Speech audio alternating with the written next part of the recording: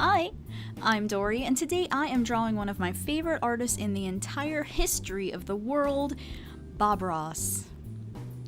I love Bob Ross. I love Bob Ross. He is amazing. Everything that I know about him is just inspiring and exciting to me. He has had an enormous impact on my life, on my outlook on life, and on my artwork. I mean, even though I don't do landscapes, his attitude towards art impacts me on a daily basis, and I'm not sure that I would even be an artist today if it wasn't for Bob Ross. Now, I'm pretty sure that this applies to a lot of artists. Almost every artist in my generation was impacted by him, and he continues to change. Generations later, he continues to impact the world. And I think that every artist on YouTube that broadcasts art in the way that we do now is influenced, whether they know it or not. They and their lives have been impacted by Bob Ross, because broadcasting art in progress and talking about art that you're doing, that's something that Bob was doing back in the day. Before many of the artists that are popular now were even born, he was doing this. And he really did change the way the world works. And at the time that he was doing this, the art community that was installed, and to this day a lot of the established art community do not like him and will say that he doesn't do real art, but he is awesome to me. He is awesome to me. Now, Bob Ross was born very humble beginnings. He grew up in Florida, and while he was a little kid, he was very lonely, and a lot of his time was spent with wildlife, with animals. He absolutely developed an incredible passion for animals and wildlife. He would raise little squirrels and birds and snakes, and anything that he found, he would adopt it and raise it and love it. And he would call them his critters. And that is something that lasted until the day that he died. Literally. He cared so much for animals. And it's just amazing to me, because loving animals and loving art are two of my biggest passions. So I don't know, it's something that I definitely relate to and that I definitely love about him. He did enlist in the military. He lived a military life. He ended up stationed in Alaska for a while, which is somewhere my dad went when he was in the military. So again, that's something that I definitely relate to. And while Bob Ross was there, he was kind of dabbling in art a little bit and painting some of the mountains and the scenery of Alaska that he fell in love with, the snowy mountaintops and everything. And he would paint those on pans and pots and things and sell them to tourists. And that was how he made spare change. He was a single dad for a long time. His first wife did leave, and he was raising his son on his own when he met his wife, his second wife, up in Alaska, and he was very fortunate to have her support for his art. Now, he told her, he said, I will, and just give me a chance to kind of make this art thing work, and if it doesn't, give me a year. And if it doesn't work, I will come home, I'll get a regular job, and I will support you. It'll be just me, you, and my son, and we will have just a normal life. But give me a year. And she did. She said, okay, you have a year to make art work. Go forth and make your fortune. And he did. He went out and he put together an empire, basically. It's a lot of different steps that took place in between, but he ended up on PBS television show, broadcasting and teaching the entire country how to paint. And now he's online teaching the entire world how to paint. He set up a plain black curtain backdrop with just him, his canvas, and he purposely dressed in just a button-up shirt, something that he felt was timeless, a pair of jeans. and he would present the easiest art that he could possibly do, and he would create paintings and let you follow along, and he made it look so simple. He made it look so easy. It's like majestic mountains and fluffy clouds and happy trees would just fly out of his paintbrush, and he would make it look like it just was gonna happen no matter what. And he would tell you, you can do this. You can. All you have to do is believe in yourself, and you can make art. Just a little bit of practice and belief in yourself, and you can do this. And people tried it, and they could do it. He taught elderly people, children. I watched him as a child. I was very young when he was on TV. And he taught people, just regular working day people. He taught every age, every race, every type of person that was living in this country. He taught them how to do art and how to believe in yourself and how to love yourself. He was so positive and gentle in the way he would teach his art, and to me that is everything. He was enthusiastic without being overwhelming, and his belief and kindness in your abilities, whether you had ever picked up a paintbrush or not, it was amazing to me, and it really made me believe that I could do it. It made me want to paint. Now, Bob Ross was, like I said, enamored with wildlife. While he was doing his show on PBS, he was showing paintings, but he was also bringing animals on set. The people at PBS didn't necessarily like him doing that. They didn't want him to do it, but he would do it, and they would let him because he was Bob Ross. Who's going to tell him no? So he would bring on baby owls and baby birds, little tiny squirrels. Squirrels were his favorite, guys. He had Peapod, was his little pet squirrel that he loved. That's who I'm drawing him here with in this picture.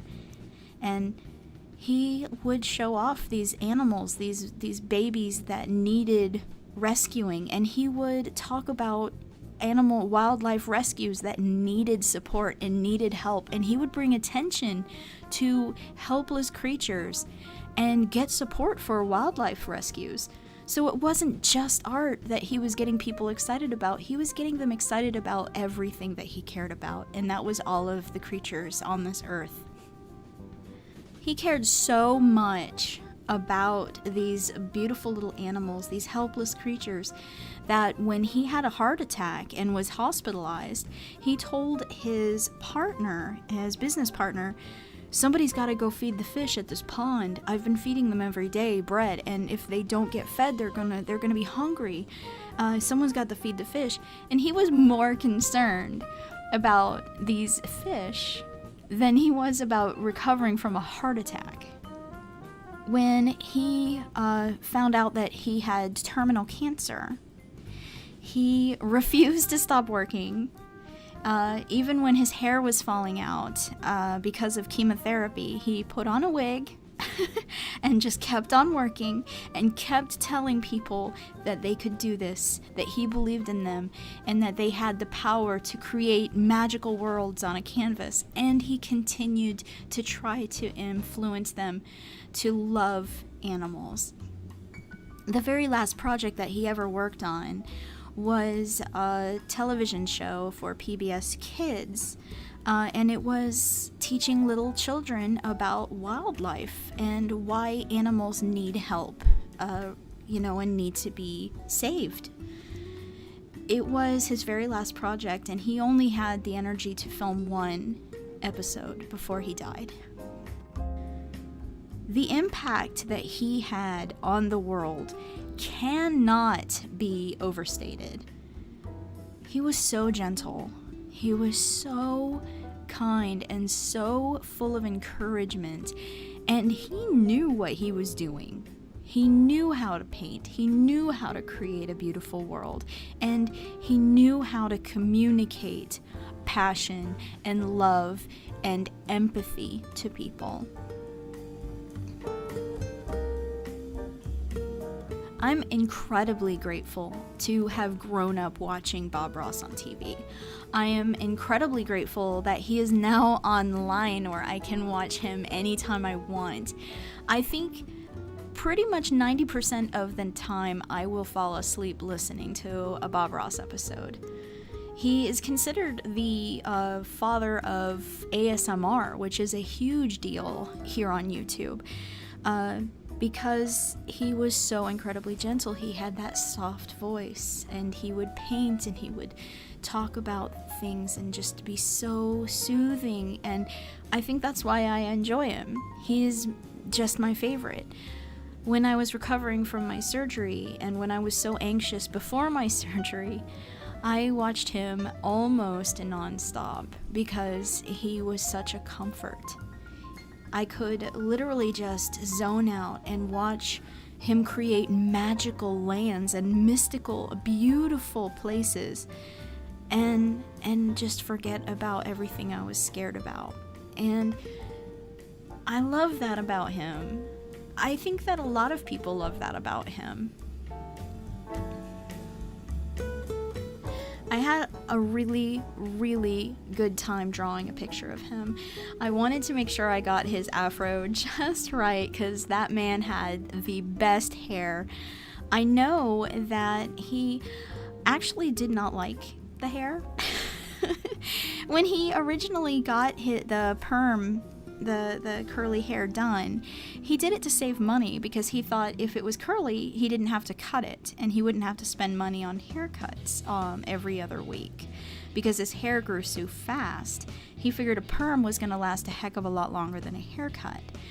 But after he became developed a name for himself, people knew him because of the hair, and he couldn't change it. It was too late. And after he started finding success, he really didn't want to have the perm anymore.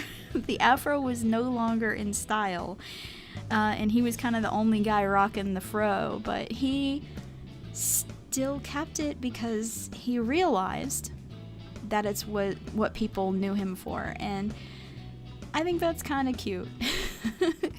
It would suck to be stuck with a haircut that you just didn't like, or a hairstyle that you just didn't like because that's what people knew you for. But he understood that consistency was important on television. He understood that consistency was important in the production of his show, and he had an innate understanding of what works and everything, and he's just incredible.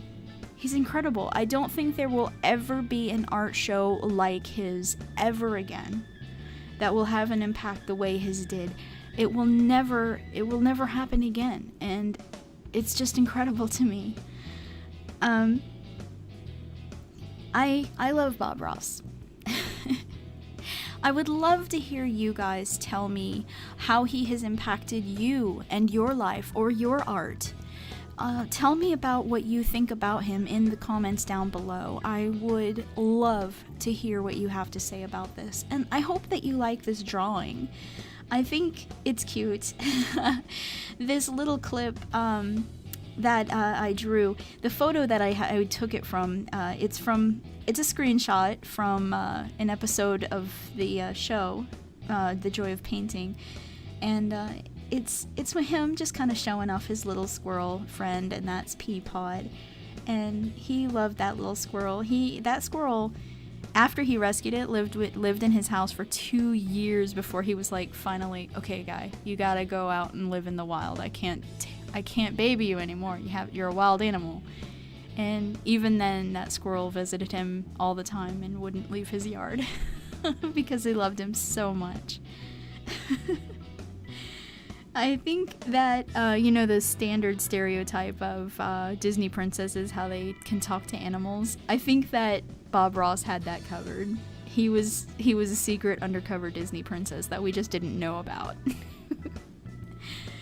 Anyway, thank you so much for hanging out with me today.